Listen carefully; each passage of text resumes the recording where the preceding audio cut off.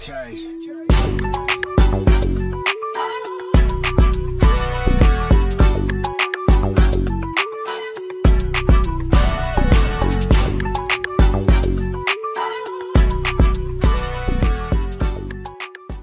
up, everybody? Welcome back to Elevated Podcast Season 2, premiering today. We got a very special episode.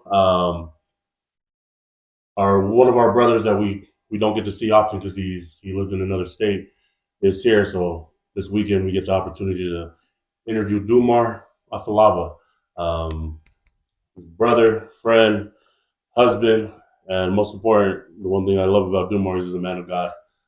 That's the one thing that always stuck out to me growing up. So we're very excited to hear from him today. Today, joining us, everybody's been interviewed except Teddy. Teddy's going to do his interview another day, so we'll get him on as well. But all familiar faces, and let's get to it. All right, Mar.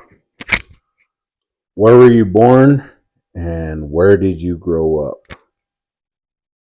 I was born in San Francisco at St. Luke's Hospital in 1993.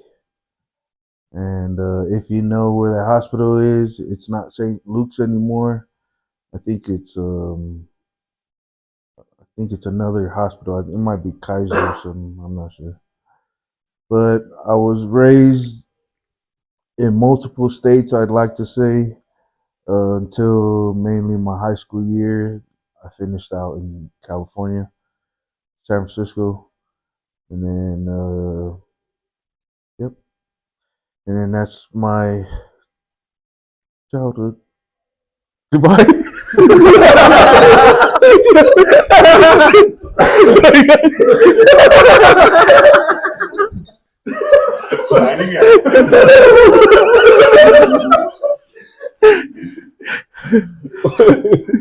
So, in your family, your siblings, are you the oldest, youngest? Where do you stand in the lineup? I'm the middle child right now. I got 2 younger sisters and 2 older sisters and 2 older brothers.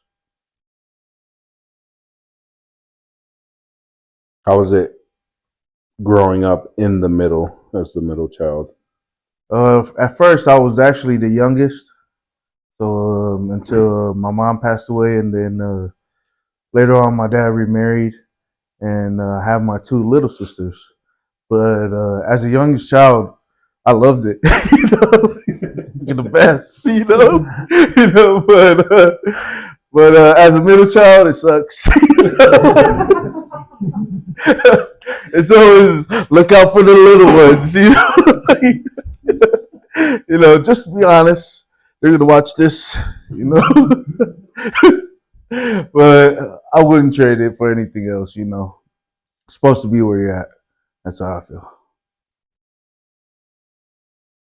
So you grew up in so you were born in California. When did you move to Utah? Because you grew up in Utah.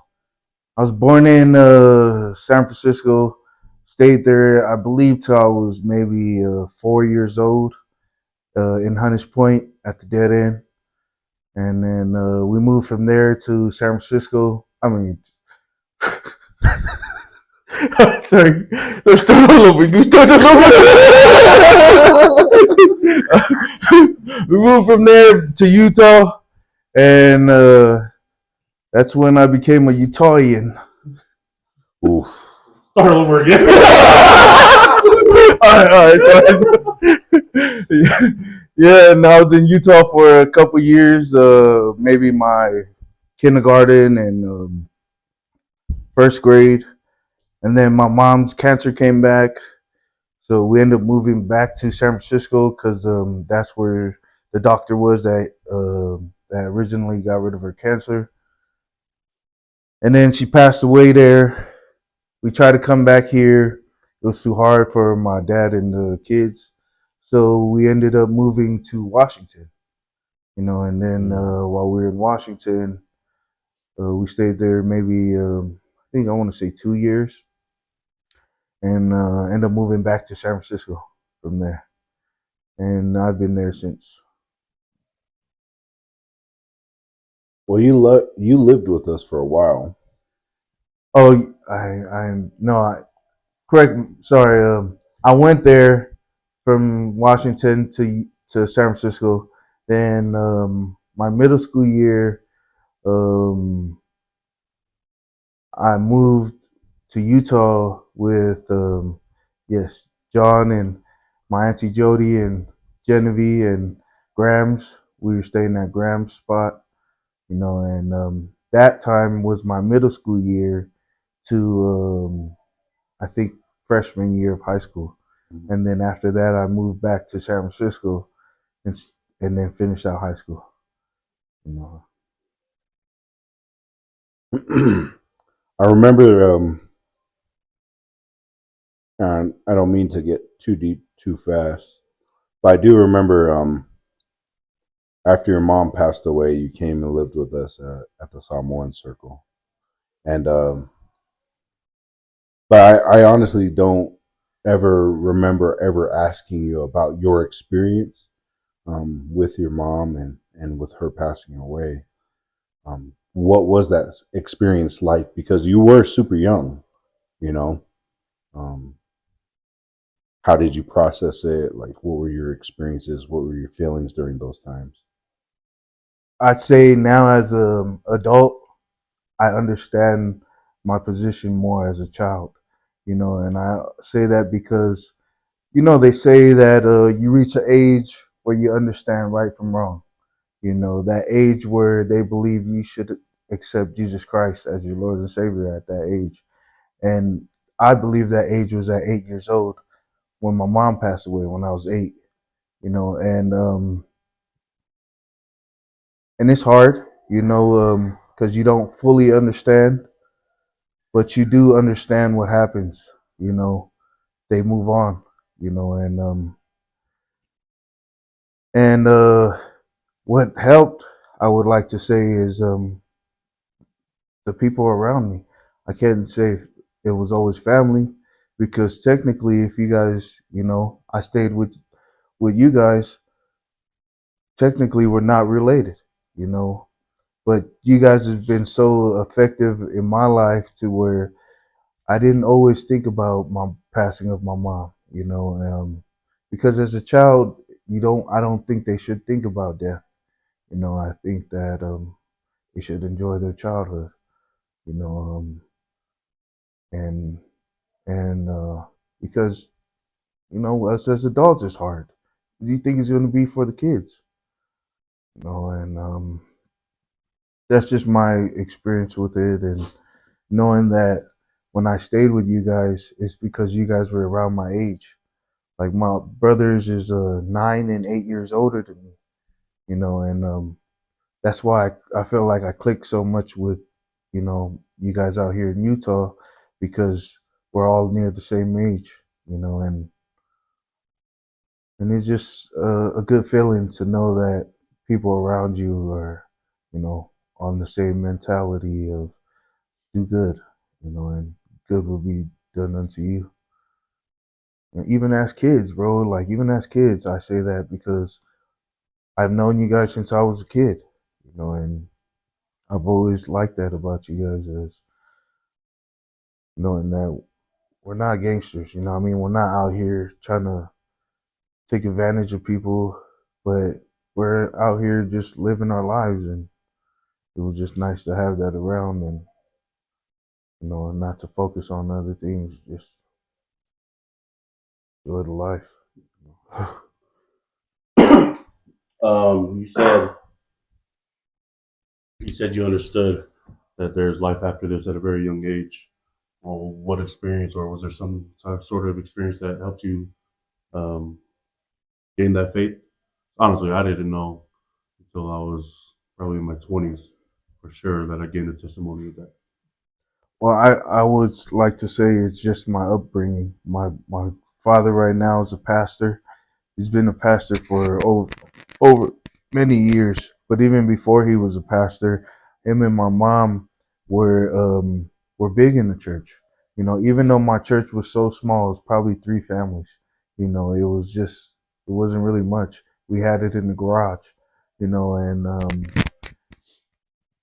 and just coming up from that, and it was just a good base for me, to understand that there's an afterlife, there's a heaven and a hell, and to feel like a kid, like that's where my base is, the right and wrong.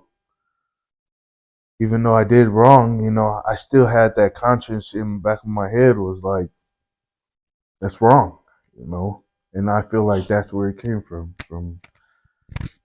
just upbringing in the church. I love that, man. And I said that in the intro because that's always one thing I love about you. Like, you've always been strong in your faith. And even though I'm a very devout member of my religion, and even though it's different religions, I always felt we were aligned in God. And I think that's because of how you came up. You always treated us like the same. We all knew who we were praising. It was Jesus Christ and Heavenly Father. And even though it was different religions, we're more similar than not. Thank you. Before we move on from your mom, can you tell us your favorite memory that you have? Oh man, a favorite memory I have with my mom was there's even pictures we still got. A couple of them was I came home from school. I think I was like I didn't even go to school actually. I think I was 3 or 4 years old. But I just remember myself coming in the living room and my mom wanting to take pictures of me, and she laid out this big old white fur jacket, you know what I mean? And like put me in the fur jacket and put it on the table and it was like like what the heck? I'm a little kid, but I'm still thinking like, all right, just seeing those pictures that she took of me, and I just laugh about it, you know. But that was just a memory that I hold, you know. I also remember like her wearing huge hats in church, like big old hats. I thought it was awesome. Like every time I see those out there, I just think about her in those big old hats.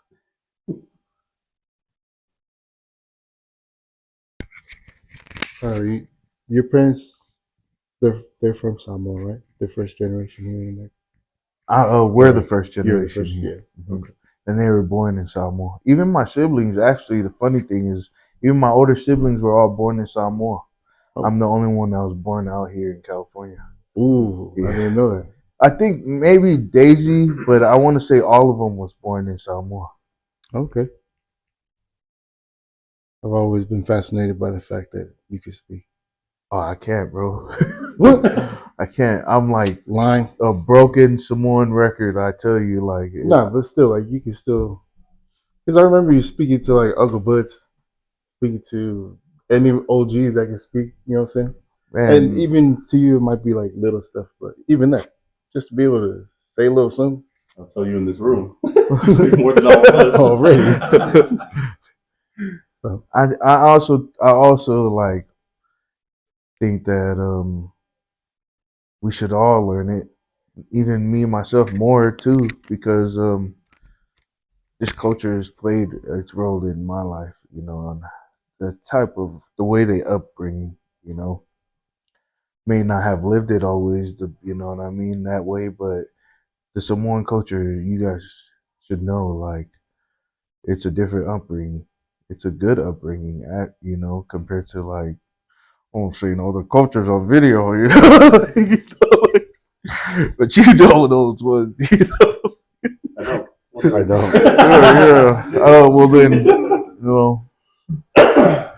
but it's just different, Like I feel, you know. So what parts of the culture did you grow up in and that you loved? Well, I'm gonna bring this up because I know it can be a sensitive subject in a lot. Is the fa lava lavas. I'm gonna bring this up because even myself was like, get those damn fa lava lavas, like. But I say this because like my dad broke it down for me, and it's a way where like Oh no, that's good. Yeah, it's one of those things like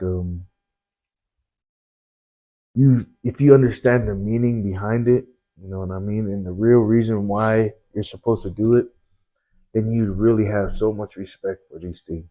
You know what I mean? And if it's done the right way, like not this whole these guys eating all the money, you know what I mean? These guys saying that we use it on this, you know, none of that. I'm talking about the right way. Then you understand, like, man, it's such a great thing that our culture has that.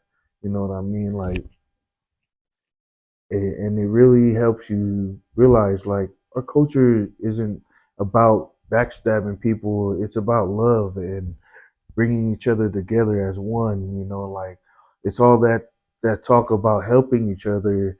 You know, and these bad things are things that man implemented into it. You know what I mean? Samoan men, Tongan men, Mexican men into their own cultures that make it wrong. But if you know you go to these cultures, you'll see it's good. You know what I mean? Like they're telling you to do the right thing for your family and to provide and to do it the right way.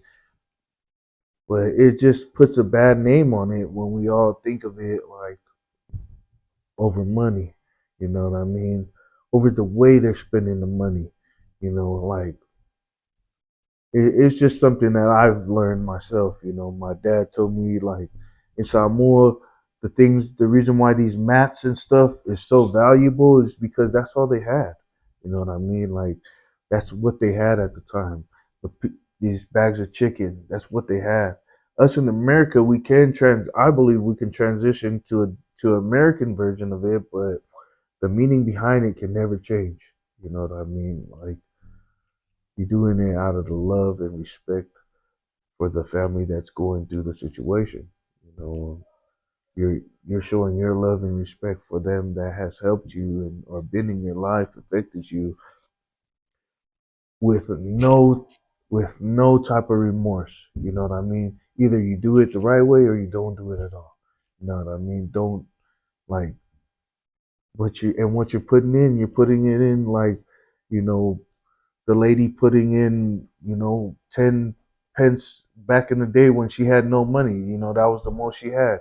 And that value the Bible talks about where that meant more than all these rich people putting in all this money is because they're putting it in with the wrong mentality, the wrong mindset, like with evil in their heart, with content off of wanting that money back, like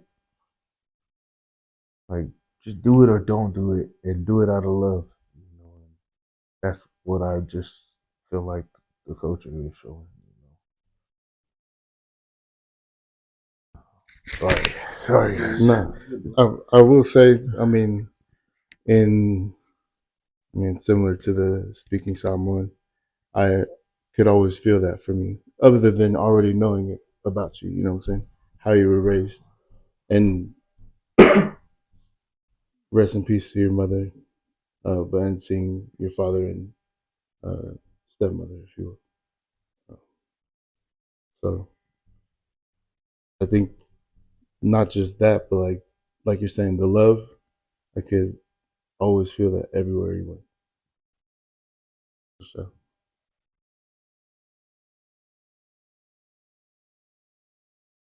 all right, let's not get too corny, All man. right. All right, this is a question that all the boys got. What was your first impression of everyone? Oh, first impression there, everyone. Or what Oh, was the other one? Like the thing that stands out the most about the individual? each individual. No, only few of us. Don't tell about everyone.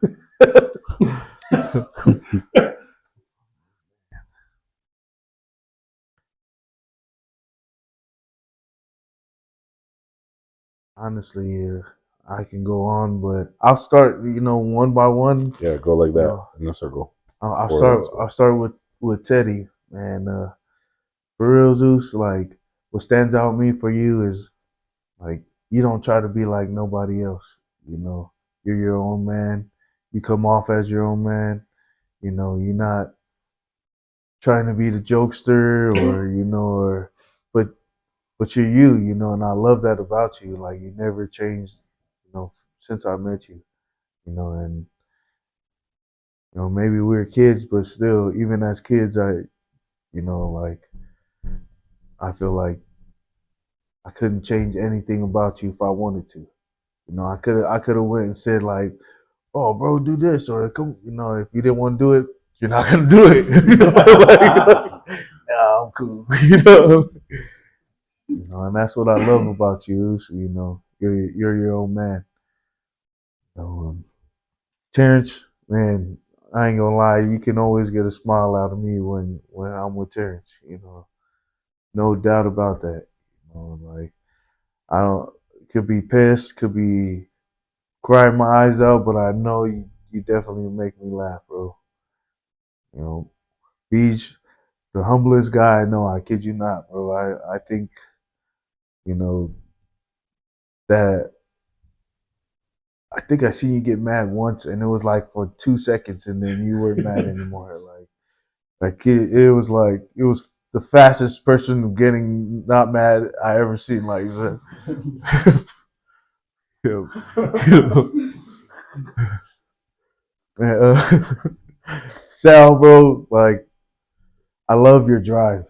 You know what I mean? Like, and I only say that because I feel like what I see.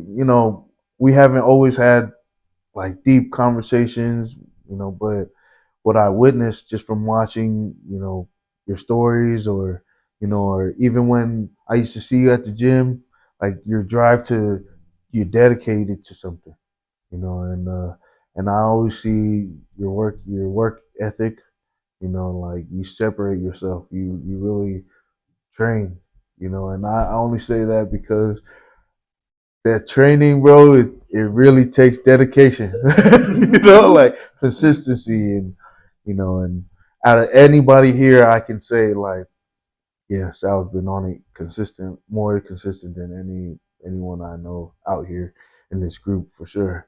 That's crazy. For sure, bro. Like, and that's what we need, like the consistency in taking care of our health and we know what to do. You know what I mean? We know how to do it to extent, but just being on it. Like I don't see anybody else doing it as long as I see you sticking to it, bro. And that's what I love about you. Like I can get some good energy off of you when I need to get it. Put my head on top of your body like I did last time. No homo, no homo, not like that. Where do you want to put his head? Cut off. Cut that and see. We are accepting. Nick, man, I just love the way you take care of your siblings, bro.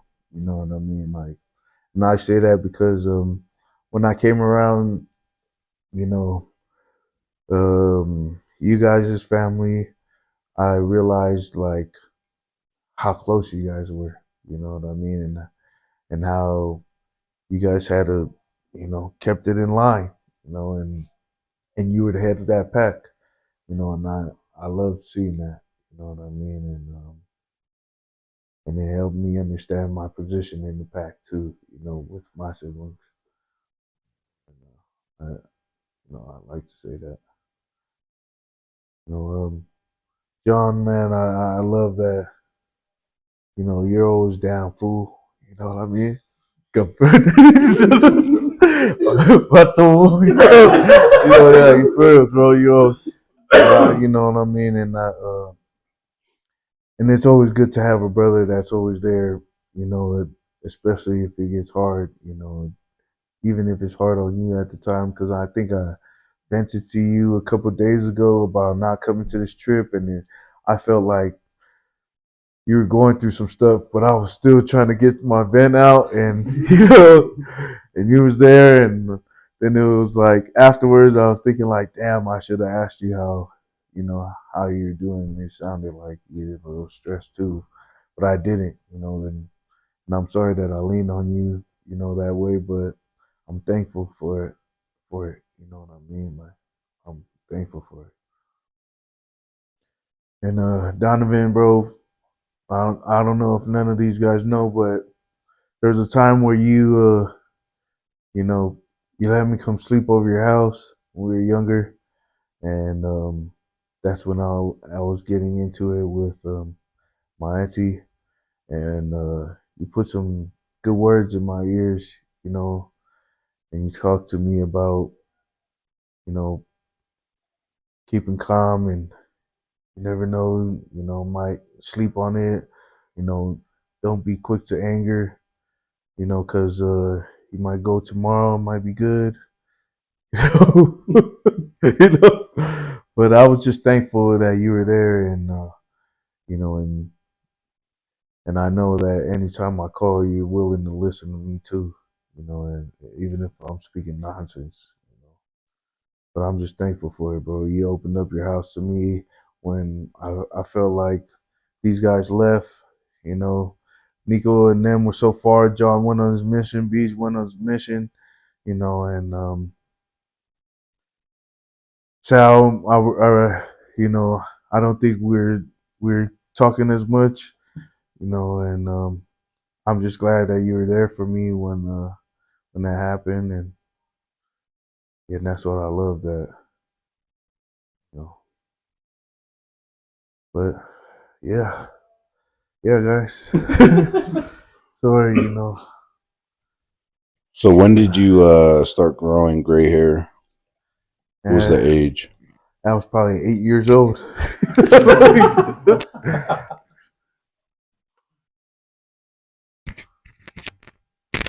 So, what would you say are your priorities right now? As in, like, what standards do you live by? Of course, with the misses, like, how are you guys doing? And like, what are your guys' goals for the next little bit?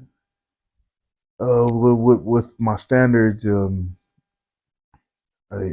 it's hard to talk about standards when I'm also, you know, drinking and smoking because I'm failing my standards. And I want to say that my standards is always trying to be Christ-like, you know. And I only say that because anything that he preaches and anything that he talks about is good for us. You know what I mean? I don't believe there's anything that he said is not good for us. You know, as men, you know what I mean. As humans, you know, it's I've been seeing it that it's been good for us. You know, for my own sake. And that's why I say when the standards is, I always want to say that it's his standards. And what I love with my wife right now is that one thing that we argued about, and it was something that in a marriage that you might go through if you believe in different things, you know, or go to different churches. That if you don't practice what you're preaching or you want, then don't tell me to adjust. You know what I mean? And I say that because, you know, I want to see you active and learning so that if you believe in what you believe in, then you better save me because I don't want to go to hell. You know what I mean? Like, if that's, you better freaking work your ass off to save me. You know, that's just what I honestly believe. And if I'm not doing it, then I don't love her the same, and she doesn't mean nothing to me because then I don't want her to be saved with me. And that's just what I try to go by and live by.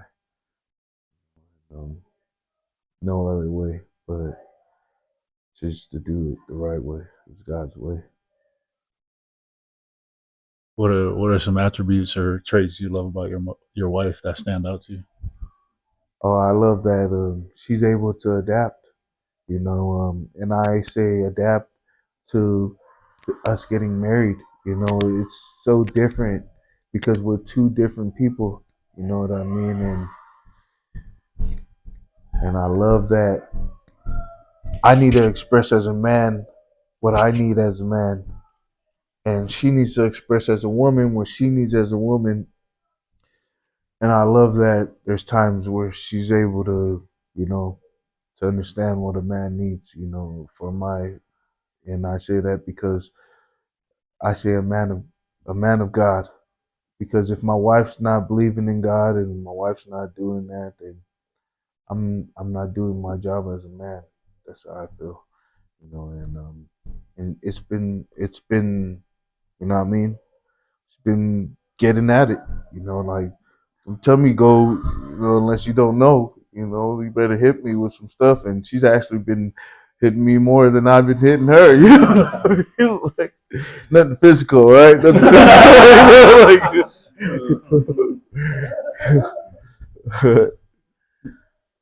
but I that's just what I love because if you love someone, then I'd hope that you try to, you know, do what you can to take care of them, you know, this life and the next.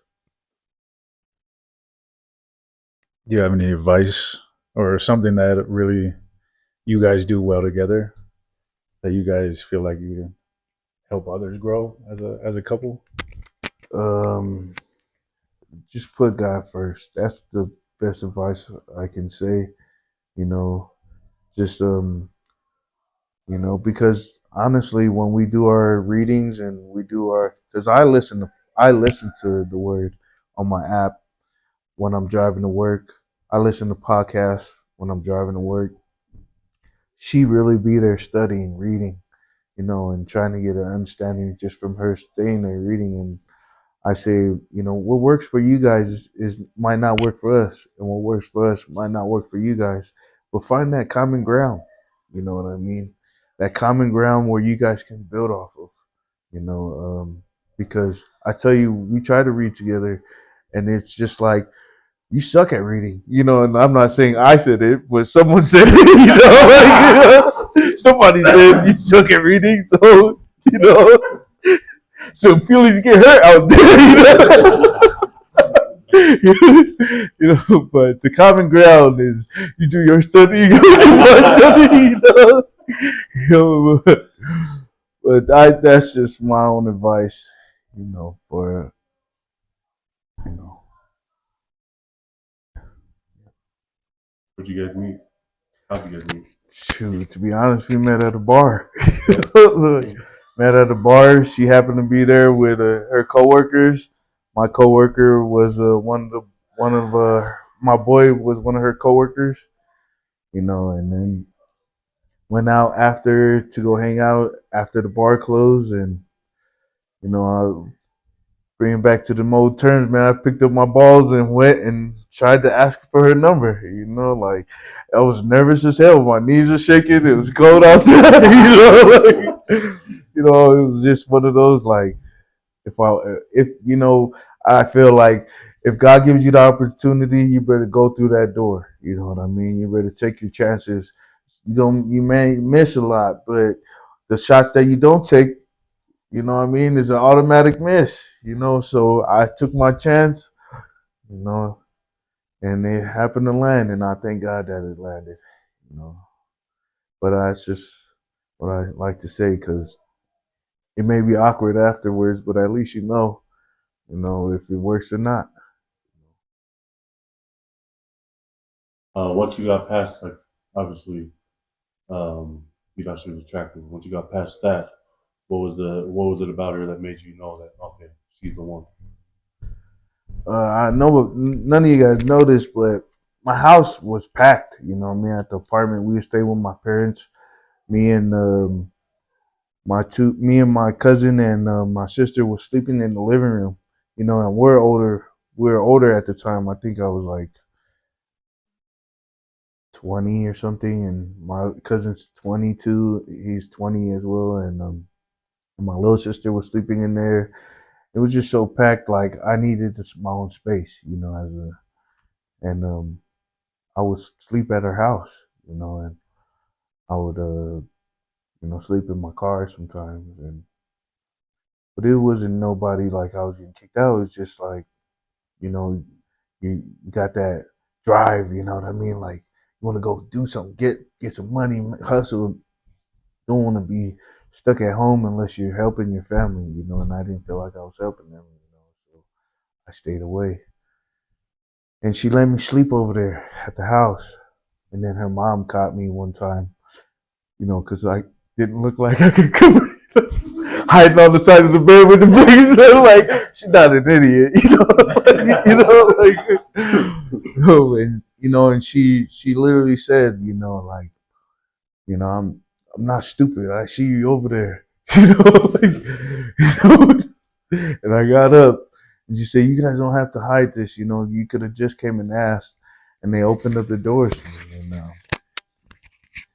and that's when I knew, like, you know, I love her and I love this family that she has, and you know, and I knew that I needed to get right, you know, and work on myself.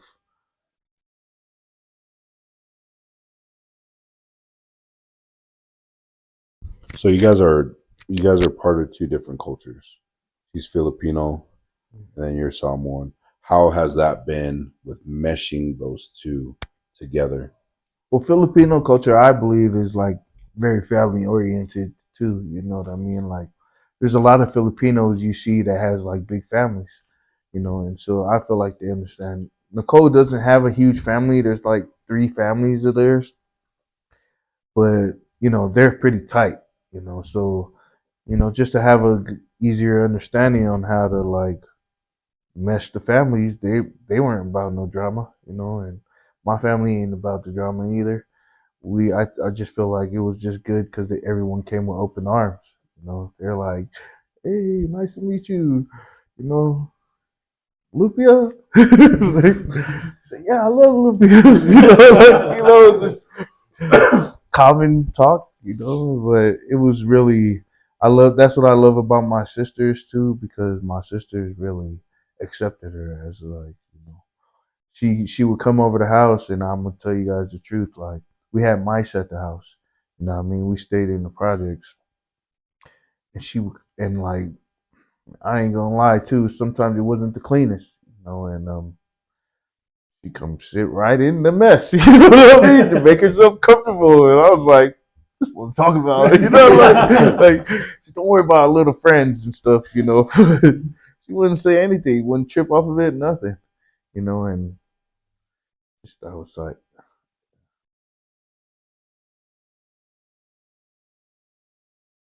Can you there's a story that it's probably one of my favorite stories about you. Um you and Beej were sleeping in the front room at Beej's house, and then apparently a burglar came in. Is that right? Can you just walk us through that story and your thoughts on the burglar? So we were sleeping downstairs and we were watching a movie. We knocked out. The TV was off. It was super dark, right?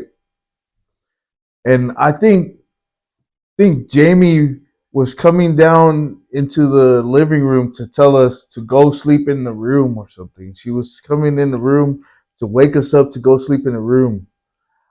And I must have been half asleep or mostly asleep.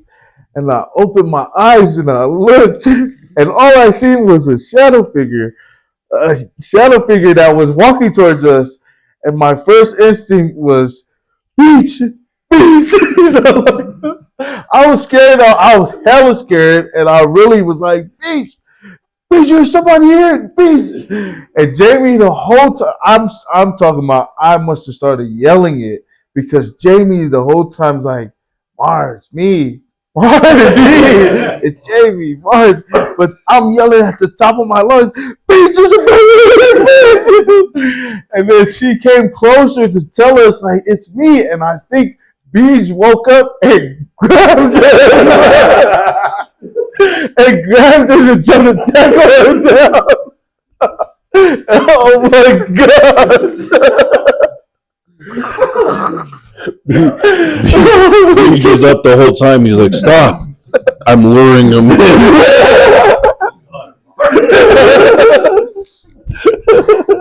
gosh. Oh, That was hell funny. Jamie would not let that one go. She would not let that one go. That's still one of my favorites.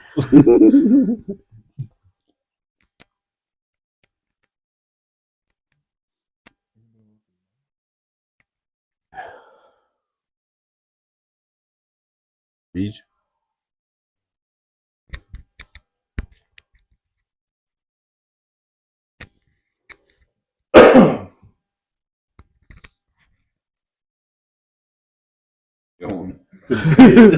Say what you trying to say. I know there's a viral video out there of you playing football. Is that one of your main sports that you love? Yeah, I did love football, and it was because out here made me really love football. Coming out here to play with, under Uncle Butch, man, that was hecka tight to me. Like, and then we all stayed at your house, beach, and right in the backyard, we all go train over there. And these guys stay right down the street. It was tight. It was like coming from San Francisco to coming up here and seeing how like everybody was so like into it. You know what I mean? Like coming together, working out on their days off. Like walking everywhere. I'm like, take you serious, damn. No soda. I'm like, wow. Yeah, it was just yeah. What's the question again, bro? No, you answered it. But yeah, there is a viral video out there. I was gonna ask. I was like, what viral video? I don't think I've seen it. I think I watched it a couple of times. But when this guy runs up, and the play was pretty dope. Yeah. This guy freaking trucked two people on the way to the end zone. It was like a 45-yard run. I got a reward for that play too. Did you? Yeah, they had this ceremony with but the crazy part is the ceremony, the video they had was like a guy you can't even see none of the things that happened up there. I was like, damn, I wish they had the other video on there, but it was a nice ceremony. It was cool. And then I retired from football after that. Leave it on top. That's it. You guys all remember the video? The Dumar Afalava. That boy bad. Oh, yeah. You break to the outside, right? Yeah. Okay. Sorry. Yeah, those are some little kids though. I tell you, like they were all like 12-year-old size, Tell people that. Cut that out. I seen that and then I was like, oh, this is an athlete. And then we played basketball. I was like, oh, he's a football player.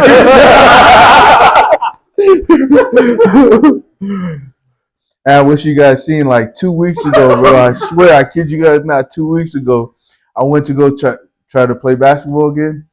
Man, these high schoolers were schooling me out there, bro. Like a bunch of Filipinos. Like if you guys ever go to the city, I know a good place for us to go ball at.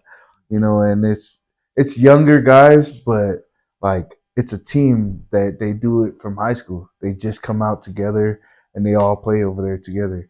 And it was funny because I came in there and my friend, he's a bigger guy, he didn't want to play, but I was like, "Hey, we got next." And then when it was our turn, he was like, "How cool!" I was like, come on. And then this whole little Filipino crew, like, "Hey, we on," came up there and they're like, "Oh, we got next." I was like, "Oh, go ahead."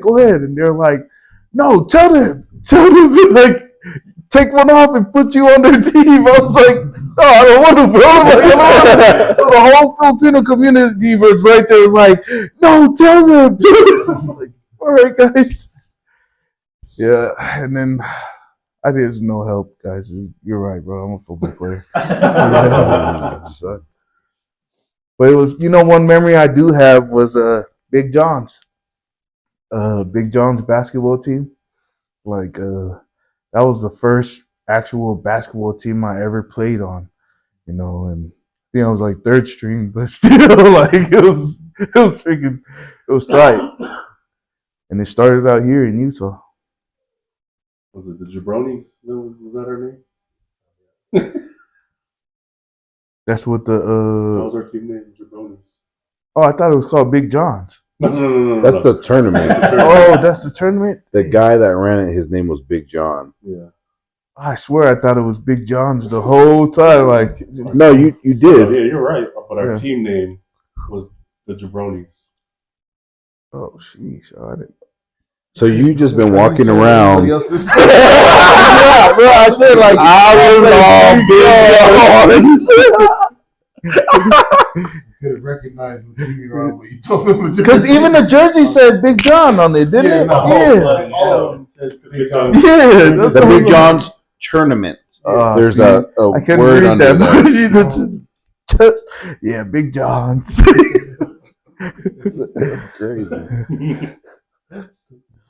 Not too bad. We had one play. Saya, get the balls. Dang, you was on the same team too. Was Donovan there when I was there too? Yeah. He just told you what your team's name was. I don't know if you were on that. I think I only played like 1 year over there. Like not even a full year, probably. Dang, Yeah, you guys were on the same team. crazy, dang, dang! I didn't even know that, bro. I swear I did. I didn't even know. For real? Oh, I thought nobody knew me on that team. Like, only Saya and John. You didn't think Beach knew you? Oh, and Beach and and Nick. And then you know? literally But I don't- everyone else on the team. But I thought that you guys were on the older team. Or Nico. I thought Nico was on the How are we on the older team if we are the same age? I don't think I played on the same team as you guys, and I think I played a year when it was only Dude. I don't think I've ever played Big John.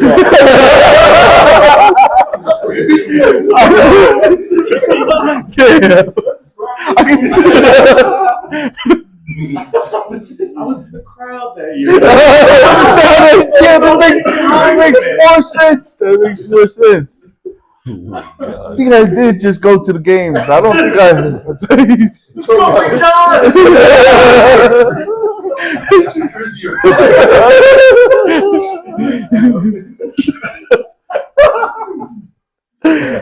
No, I don't think I played then.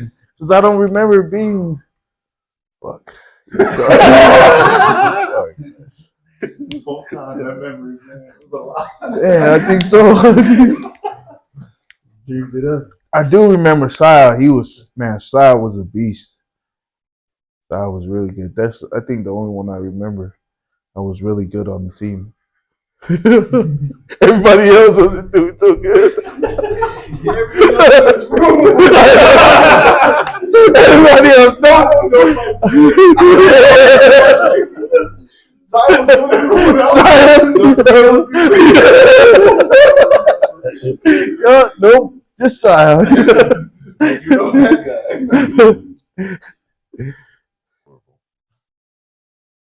How was it growing up being a pastor's son? It's the same,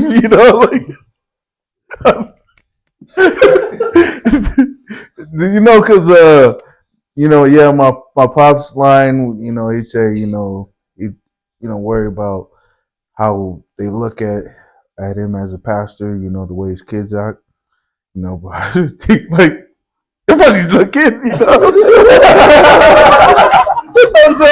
Be serious, I'm still a kid. Still didn't understand, just thought like, who's looking, but I honestly didn't think too much of it, I don't think it affected the way I acted because I don't think I'm a bad dude, like, just normal living, like that's just what I feel. Is probably one of my other favorite stories. So you were laying on your back. No, another guy that you pushed down was laying on his back. Tell us how you got a scar on your face.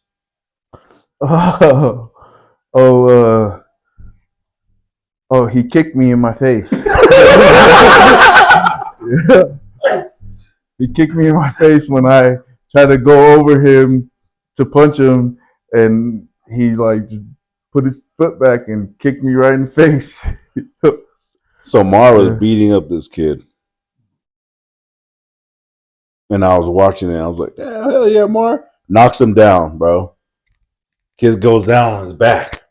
And Mar, I don't know what goes through Mar's brain, but he goes with open arms. And this kid just freaking pulls back, boom, right into Mar's face. Mar's like, what the fuck? Bro, he got this big old scar on his face. Literally the side of his shoe was it was Bro, this guy started hella bleeding. Oh, do you guys want to know why it started? Because John was right behind him, was like, "You pussy bitch! You pussy, get up! Full on edging it on, like, Whoa. well, whoa, edging it on, right? I'm living with it. So close.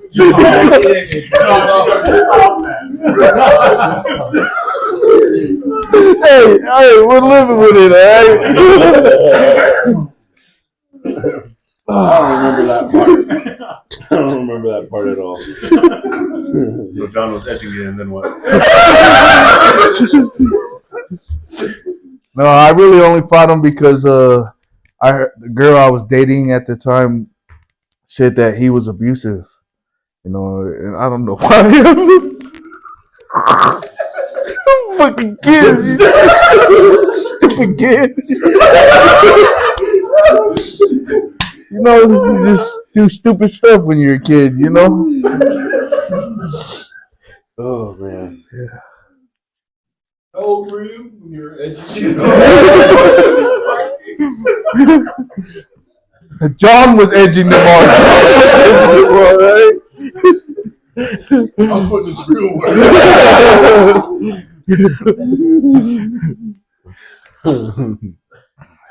All right, next one is you're fighting this kid, and then you get him to the ground. Why did you just lay on top of him? I was so tired at that fight. I kid you not, I was super tired. You know, like I just said, "Fuck this!" Like, go to like, it was just one of those like, just like, finally get to rest. You know, but the kid punched me right in my nose, and man, I was leaking. Like, Oh, yeah. I was Time to edge. yeah. See again, stupid kid. You know, stupid kid. When did that one start? That was started because of John. Because of John stole the kid's jacket, right? Came home with it, and then I think I asked him if I could wear it, and he was just like, "Yeah, go ahead." You know, didn't even tell me no backstory or nothing on how he got it or what happened. What, you know, and just went to the school wearing it, thinking it's cool.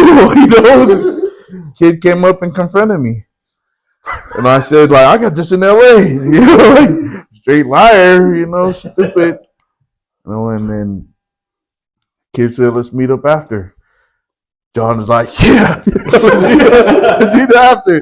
John was supposed, I think John fought his brother. I fought his brother. Yeah, John fought his brother, I think, before that, right? Was that before that? It was after. Yeah, John, yeah. And they were supposed to fight first, you know, but yeah. Funny part about that story is so they're getting ready to fight. And Mars right here by me, and so I'm talking shit to his brother. And then I look over and Mars back there putting on some football gloves. Putting them on. And I turned, I was like, what are you putting those on for? He was like, he's gonna cut them. I was like, Horrible idea. It had cushion on it. they were hockey gloves. Stupid as hell. So the cops get called on us, right? Friggin' hella cops show up. We're down the street from our house, and Mars laying on top of the kid. I grab him. I was like, bro, we gotta go. We start running. And so we're booking it, and I just see him just fading behind me. Turn and look. This guy's laying on the lawn of someone's house. He goes, just go. Just go. I can't make it. Super tired. I ain't never been so tired. I swear I was so out of shape, bro. Coming from San Francisco to you guys working out and staying in shape, it was a life changer. You guys don't know, it's a life changer. You know? I need to rest. But yeah, I think the next week, that's when I fought his brother.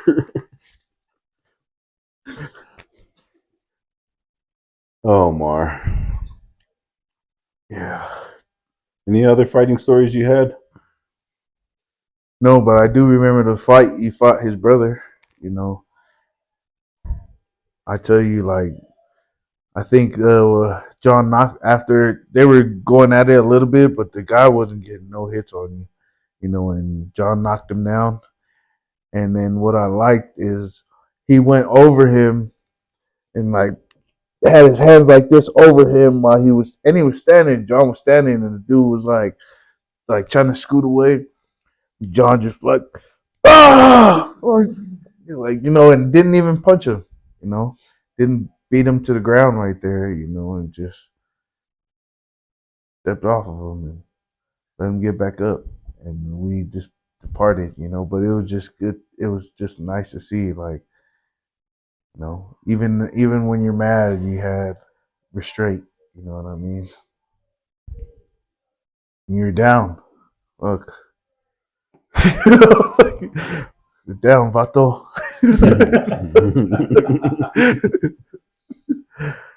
Didn't you get in a fight in the Bay where you hit the guy in the club and he didn't even budge and you were scared? I sidelined this big Samoan dude.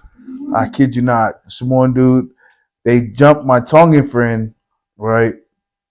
But I didn't know. I'm in the club, like in the club, and then the security guard comes running up to me and is like, "Hey, they beating up your friend outside. Beating up your friend." I come running outside. I'm like, I'm looking. There's just hell of people out. And then I see this dude on the ground. This is the funny thing, right? This dude on the ground bleeding.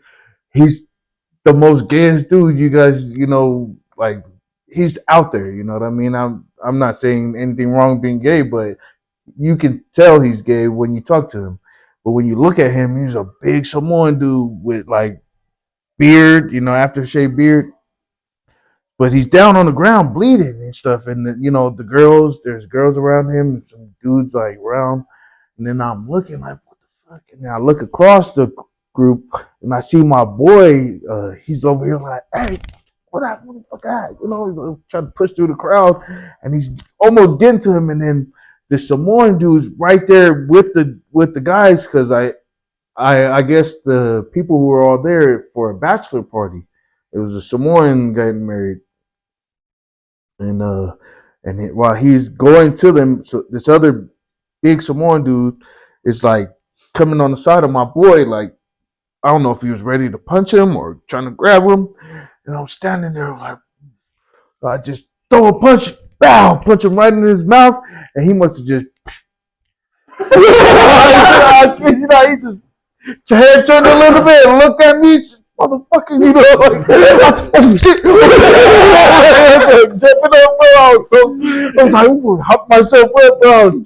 And then lucky thing, like I knew I knew the guy getting married, and then the people there, a couple of them knew me. And then I guess his older brother jumped out and was like, hey, no, this dude. And I was like, I don't play. Yeah, but dude ate the punch and didn't even phase him, you know what I mean? It didn't phase him, and in my head, I was thinking like what John used to say is like, it's all in the forearm.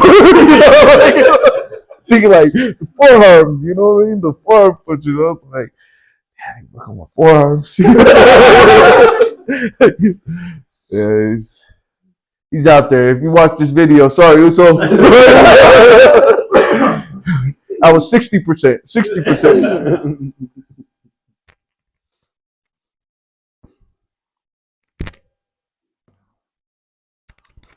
All right, Mar. For this, moral of the story, guys: don't be a fighter. Be a lover. That's what Mar always says.